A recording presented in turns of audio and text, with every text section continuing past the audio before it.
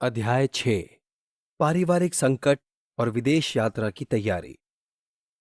बड़े बेटे पर मुकदमा।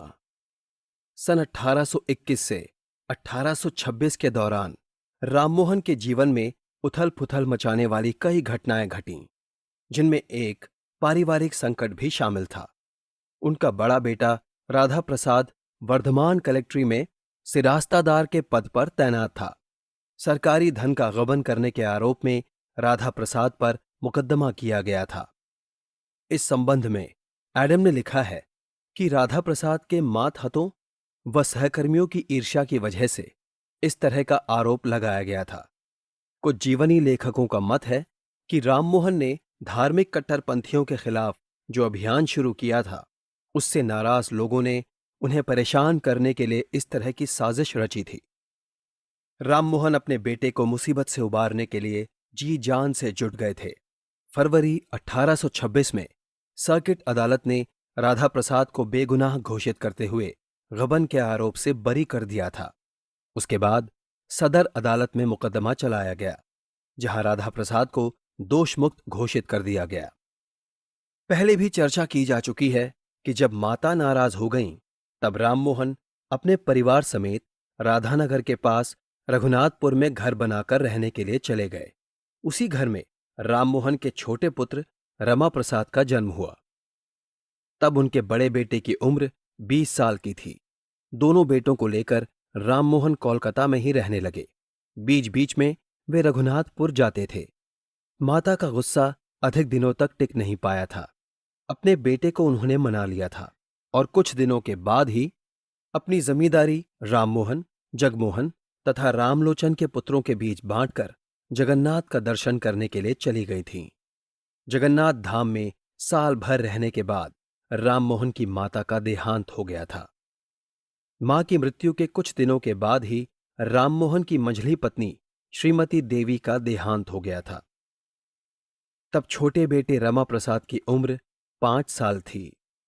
कृष्णनगर से श्रीमती देवी की बीमारी की सूचना मिलने पर राममोहन ने फौरन राधा प्रसाद को उनके पास भेज दिया। उन्होंने बेटे से कहा था कि अगर माता की मौत हो जाए तो किसी हालत में मुखाग्नि देने की जरूरत नहीं है। कुछ दिनों में ही श्रीमती देवी की मृत्यु की खबर आ गई। राममोहन इस खबर से बड़े मर्माहत हुए।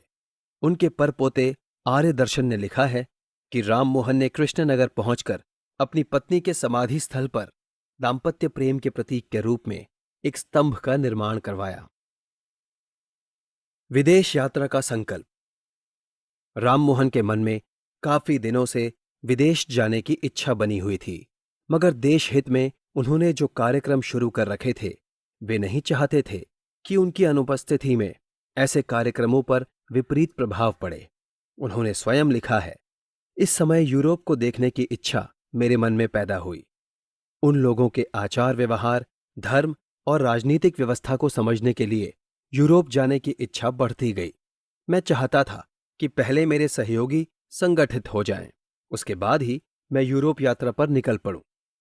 धीरे धीरे हालात अनुकूल होते गए। उन्होंने विदेश यात्रा की तैयारी शुरू कर दी। जब लोगों को पता चला कि राममोहन विदेश जा रहे हैं, तो हर तरफ से विरोध की आवाजें सुनाई देने लगीं। अब तक किसी हिंदू ने समुद्र मार्ग से विलायत की यात्रा नहीं की थी। अंधविश्वास में डूबे देशवासियों को अचरज हुआ। हर तरफ यही चर्चा थी कि राममोहन राय विदेश जा रहे हैं। विदेश यात्रा के कारण। अपनी विदेश यात्रा के कारणों के बारे में राममोहन ने उल्लेख किया है। आखिरकार मेरी इच्छा पूरी हुई। ईस्ट इंडिया कंपनी के चार्टर पर विचार होना था और भारत में भावी शासन के तहत देशवासियों के प्रति सरकार की नीति का निर्धारण होना था। प्रिवी काउंसिल में सती प्रथा उन्मूलन के खिलाफ अपील की सुनवाई होने वाली थी। ऐसे महत्वपूर्ण परिप्रेक्ष्य में नवंबर 1830 में मैं इंग्लैंड रवाना हो गया। ईस्ट इंडिया कंपनी ने मुगल बादशाह के अधिकारों में कटौती कर दी थी और बादशाह ने इंग्लैंड के शासक को अपनी अर्जी देने का दायित्व मुझे सौंपा था। राममोहन इससे पहले ही विदेश यात्रा कर सकते थे, लेकिन इसके लिए पर्याप्त अर्थ का इंतजाम नहीं हो पाया था। राजा की उपाधि। दिल्ली के बादशाह के दायित्व के चलते राममोहन की विदेश यात्रा आसान हो गई। बादशाह की मदद के बिना उनके लिए विदेश यात्रा कठिन हो सकती थी। बादशाह ने दिल्ली के आसपास के जमींदारों से राजस्व वसूलने के हक के लिए कोर्ट ऑफ डायरेक्टर्स में आवेदन दिया था, मगर बादशाह को बताया गया कि पहले वे जितना राजस्व वसूलने पर सहमत हुए थे, उससे ज्यादा अधिकार उनको नहीं दिया जा सकता था। इस तरह अपना हक हासिल करने में नाकाम रहने के बाद बादशाह ने इंग्लैंड के शासक के समक्ष अर्जी पेश करने का फैसला किया था। उन्होंने राममोहन को राजा की उपाधि से विभूषित किया था और अपना दूत बनाकर इंग्लैंड भेजने का फैसला किया था।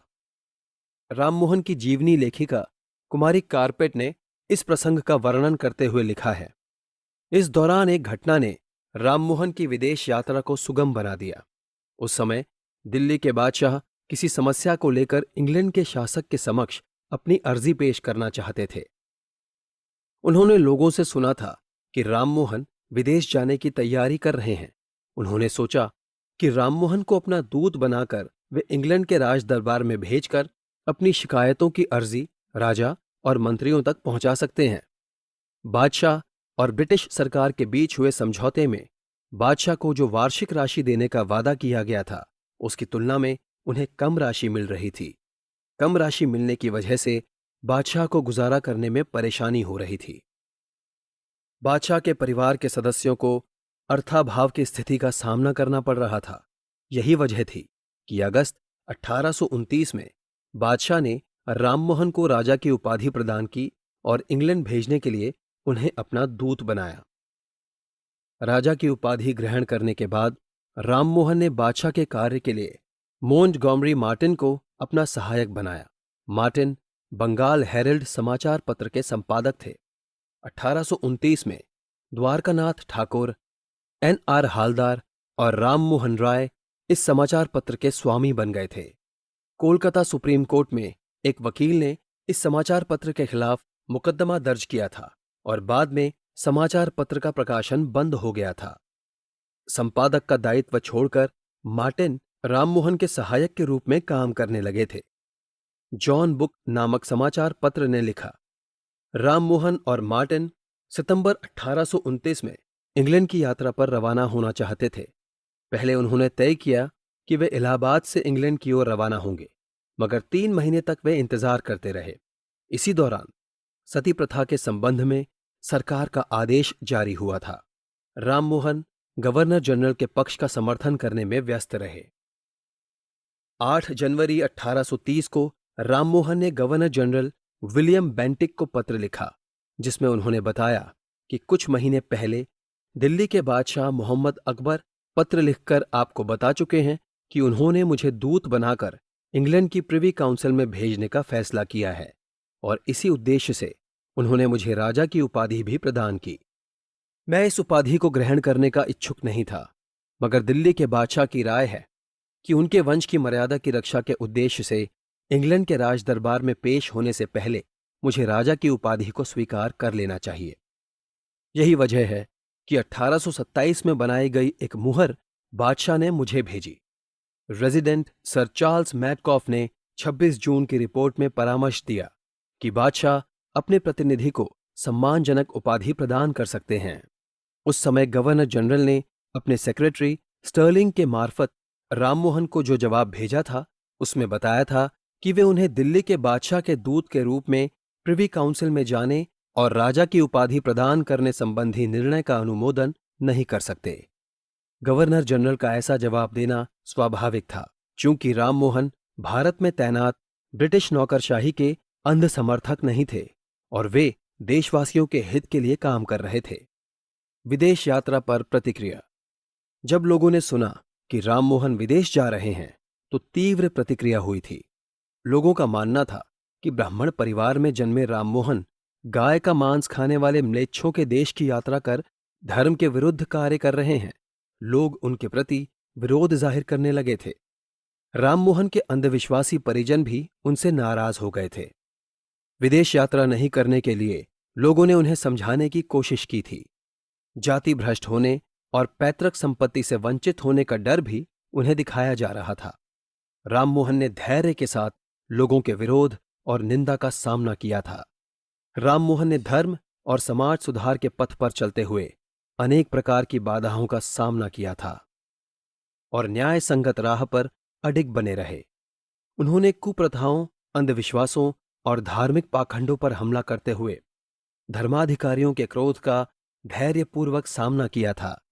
विरोध और चुनौती को सहने की उन्हें आदत पड़ चुकी थी। इसीलिए जब विदेश यात्रा के प्रसंग में लोगों ने उनकी निंदा शुरू की तो वे अपने संकल्प से जरा भी विचलित नहीं हुए। जिस राममोहन ने 16 वर्ष की आयु में ही जंगल पर्वत लांघकर तिब्बत जैसे दुर्गम क्षेत्र की यात्रा की थी, उनके लिए प्रौढ़ावस्था में इंग्लैंड की यात्रा करना कठिन काम नहीं था। जिस देश के हाथ में भारत के भाग्य का नियंत्रण था, जिस देश में न्यूटन, बेकन, शेक्सपियर और मिल्टन जैसी महान हस्तियां पैदा हुई थीं, उस देश की यात्रा करने के लिए राममोहन बेकरार हो उठे थे। विदेश यात्रा के दिन राममोहन अपने मित्र द्वारकानाथ ठाकुर के घर में आए थे। उन्हें देखने के लिए जबरदस्त भीड़ उमड़ पड़ी थी। लोग उन्हें एक बार अपनी नजरों से देख लेना चाहते थे। इसी तरह राममोहन के आगमन की सूचना पाकर लंदन में लोगों ने ईसाई धर्म संबंधी राममोहन की पुस्तकें मुद्रित करवाकर वितरित करवाई थीं। भारत के अंग्रेज विद्वानों ने राममोहन के कार्यों का वर्णन करते हुए इंग्लैंड के अखबारों में लेख प्रकाशित कराए थे। यूरोप पहुंचने से पहले ही राममोहन की ख्याति यूरोप वासियों के बीच फैल चुकी थी। यूरोपीय विद्वानों की राय। सन 1896 में प्रकाशित बैप्टिस्ट मिशनरी सोसाइटी के विज्ञापन में राममोहन का उल्लेख किया गया है। राममोहन राय कोलकाता के एक संभ्रांत एवं धनी ब्राह्मण थे। वे संस्कृत भाषा के विद्वान थे। फारसी भाषा पर उनके अधिकार को देखते हुए लोग उन्हें मौलवी कहकर भी पुकारते थे। वे शुद्ध अंग्रेजी भाषा लिखते थे और अंग्रेजी में ही उन्होंने गणित और मनोविज्ञान की पुस्तकों का अध्ययन किया था। श्रीरामपुर में वे हमसे जुड़े थे। वे एकेश्वरवादी थे जो ईसा मसीह का आदर करते थे, लेकिन पाप के प्रायश्चित की प्रचलित अवधारणा पर विश्वास नहीं करते थे। वे अत्यंत भले आदमी थे, किंतु कट्टरपंथी हिंदू उन्हें धर्मभ्रष्ट कहकर पुकारते थे। अगस्त 1816 में यीट्स ने एक पत्र में राममोहन के बारे में लिखा था। 1 साल पहले मेरा उनसे परिचय हुआ था। मैंने फेरी साहब से उनका परिचय करवाया था। राममोहन के साथ कई बार मेरा वार्तालाप हो चुका है। पहली मुलाकात में उन्होंने केवल दर्शन के संबंध में मुझसे बातचीत की थी, मगर बाद में विभिन्न विषयों पर वे बातें करने लगे। वे एकेश्वरवादी हैं और सभी प्रकार के धार्मिक पाखंड से नफरत करते हैं। कुछ दिन पहले वे फेरी साहब की पारिवारिक उपासना में शामिल होकर काफी खुश हुए थे। फेरी साहब ने उन्हें डॉक्टर वॉट की लिखी ईश्वर संगीत पुस्तक भेंट की। राममोहन ने फेरी साहब से वादा किया है कि स्कूल का निर्माण करने के लिए वे उन्हें जमीन मुहैया कराएंगे। 1816 में इंग्लैंड के चर्च ऑफ इंग्लैंड की मिशनरी रजिस्टर पत्रिका में राममोहन के बारे में कई बातें प्रकाशित हुईं। उनके बारे में लिखा गया, वे एक ब्राह्मण हैं, लगभग 32 साल के हैं। वे जमींदार हैं। वे संभ्रांत और प्रभावशाली हैं। वे चतुर, सतर्क, दक्ष एवं महत्वाकांक्षी हैं। लोगों के साथ उनका व्यवहार बहुत शालीन है। वे कई भाषाओं के जानकार हैं। वे देशवासियों के बीच एकेश्वरवाद का प्रचार करने में व्यस्त रहते हैं। वे ईसाई धर्म ग्रंथों के जानकार हैं और ईसाई मत के बारे में अच्छी तरह जानते हैं। कट्टरपंथी ब्राह्मण 2 बार उनकी जान लेने की कोशिश कर चुके हैं, लेकिन सतर्क रहने के कारण वे बच गए। सुना है ईसाई धर्म अपनाकर वे कई दोस्तों के साथ इंग्लैंड की यात्रा करेंगे और हमारे 2 विश्वविद्यालयों में ज्ञान अर्जन करेंगे। वे शुद्ध रूप से अंग्रेजी लिखना और बोलना जानते हैं। शायद वे ईसाई मत के सार को समझ सकते हैं, लेकिन एक पत्र लेखक ने हमें बताया है कि वे एक स्वाभिमानी एकेश्वरवादी हैं। लंदन के एसेक्स स्ट्रीट चैपल के धर्माधिकारी रेवरेंड टी बेल्सम ने चेन्नई के विलियम रॉबर्ट्स को पत्र लिखा था, जिसमें राममोहन की प्रशंसा की गई थी। पत्र में लिखा गया था, इस असाधारण व्यक्ति के साहस, बोलने की क्षमता और अध्यवसाय के सामने सारी बाधाएं हार गई हैं और ऐसा सुना जाता है कि सैकड़ों हिंदू युवा उनके अनुयायी बन गए हैं। इंग्लैंड तक ही उनकी ख्याति सीमित नहीं रह गई थी, बल्कि फ्रांसीसी भाषा में भी उनके बारे में एक लघु पुस्तिका प्रचारित हो रही थी। मंथली रिपोजिटरी पत्रिका के संपादक को उस पुस्तिका की एक प्रति भेजी गई थी। कोलकाता टाइम्स के संपादक एमडी एकोस्टा ने एक खबर के साथ राममोहन की संक्षिप्त जीवन कथा भी प्रकाशित की थी। उसमें उन्होंने लिखा था, राममोहन ने सोचा कि बच्चे आसानी से नए विचारों को ग्रहण करने की क्षमता रखते हैं, इसीलिए उन्होंने स्वयं एक विद्यालय की स्थापना की थी। उस विद्यालय में 50 छात्र संस्कृत, अंग्रेजी और भूगोल की पढ़ाई करते थे। जब कोई यूरोपीय व्यक्ति भोजन कर रहा होता था तो राममोहन किसी तरह का भेदभाव नहीं करते थे।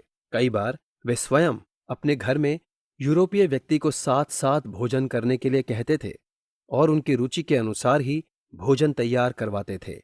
वे ऐसी परंपरा के खिलाफ थे जिसके तहत विभिन्न जाति के लोगों का एक साथ भोजन करना वर्जित हो। इस संबंध में वे जागरूकता का प्रचार जरूरी समझते थे। वे मानते थे कि इस तरह के सुधार के जरिए ही देश की राजनीतिक उन्नति संभव हो सकती है। अरबी भाषा में तर्कशास्त्र का अध्ययन करने के साथ ही धर्मों का तुलनात्मक अध्ययन करने में वे दक्ष हो गए थे। उनका मानना था कि यूरोपीय ग्रंथों में ऐसा कुछ विशेष नहीं है जिसकी तुलना हिंदू दर्शन शास्त्रों के साथ की जा सके। अभी भी उनकी उम्र 40 की नहीं हुई। वे लंबे और शक्तिशाली हैं। जब वे उत्साहित होते हैं तब उनका सुगठित और शालीन व्यक्तित्व अत्यंत आकर्षक हो उठता है। वैसे मूल रूप से वे गंभीर स्वभाव के हैं। उनकी बातचीत और व्यवहार से झलकता है कि वे एक असाधारण व्यक्ति हैं। यह भी सुना गया है कि राममोहन के परिवार के सदस्य धर्म सुधार के उनके मार्ग में बाधा डालने की कोशिश करते रहे हैं। ऐसा भी कहा जाता है कि उनकी पत्नी भी कोलकाता आकर उनके साथ रहना नहीं चाहती। जब उन्होंने अपने भाइयों के पुत्रों की पढ़ाई का इंतजाम करना चाहा तो उनका विरोध किया गया। जिस तरह वे धार्मिक आडंबरों को नष्ट करने की कोशिश करते रहते हैं, उसी तरह उनकी पुरातन पंथी माता उनकी राह में बाधा डालने की कोशिश करती रहती हैं। लेफ्टिनेंट कर्नल फिट्स क्लोरेंस ने 1817 और 1818 में किए गए अपने भारत भ्रमण के स्मरण में राममोहन राय के बारे में लिखा था। राममोहन राय केवल संस्कृत शास्त्र के ही प्रकांड विद्वान नहीं हैं, बल्कि अंग्रेजी भाषा और साहित्य पर भी उनका अधिकार है। उन्होंने साफ तौर पर ऐलान कर दिया है कि हिंदू धर्म पूरी तरह एकेश्वरवाद का दूसरा नाम है। धर्म को विकृत मानकर कई देवी देवताओं की उपासना की जा रही है। मैंने उनसे जान पहचान की थी। मैं उनके ज्ञान और क्षमता से प्रभावित हुआ। वे धारा प्रवाह अंग्रेजी बोलते हैं और उन्हें अरबी फारसी का भी उतना ही ज्ञान है। यह आश्चर्य की बात है कि उन्होंने यूरोप की राजनीति का भी अध्ययन किया है और यूरोप के राजनीतिक घटनाक्रम को अच्छी तरह समझते हैं। मुझे लगता है कि वे अनेक विषयों की जानकारी रखने वाले असाधारण मनुष्य हैं। सबसे पहले वे एक धर्म सुधारक हैं। यूरोप के मध्ययुगीन लोगों की तरह कुरीतियों से भरपूर माहौल में रहते हुए भी उन्होंने स्वतंत्र रूप से विचार करना सीखा है। हमने सुना है कि उनके परिवार वालों ने भी उन्हें छोड़ दिया है। उन्हें अपने धर्म के कट्टरपंथियों के गुस्से का सामना करना पड़ा है। वे आकर्षक व्यक्तित्व के स्वामी हैं। इंग्लैंड के किसी विश्वविद्यालय में अध्ययन करने की उनकी बड़ी इच्छा है।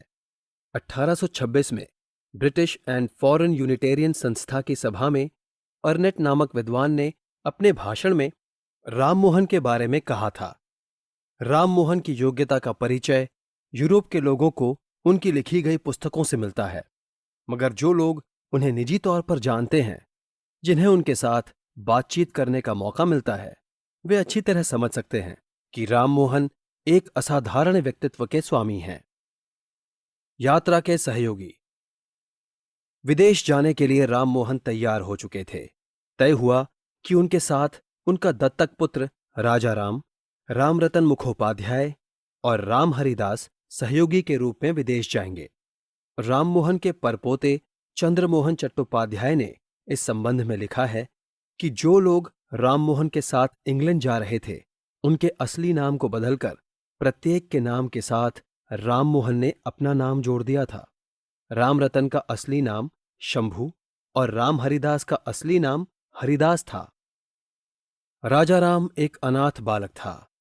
वह हरिद्वार के मेले में अंग्रेज अधिकारी डिक को मिला था।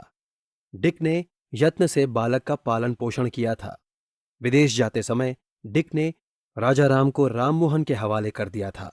राममोहन का कहना था कि अगर एक विदेशी साहब इस तरह यत्न से एक अनाथ बच्चे की देखभाल कर सकता है, तो भारतीय होने के नाते उनका भी फर्ज बनता है कि वे मानवता के धर्म का पालन करें। डिक भारत नहीं लौटा था और राममोहन के घर में ही राजा राम बड़ा हो गया था। राममोहन उसे अपने बेटे की तरह प्यार करते थे।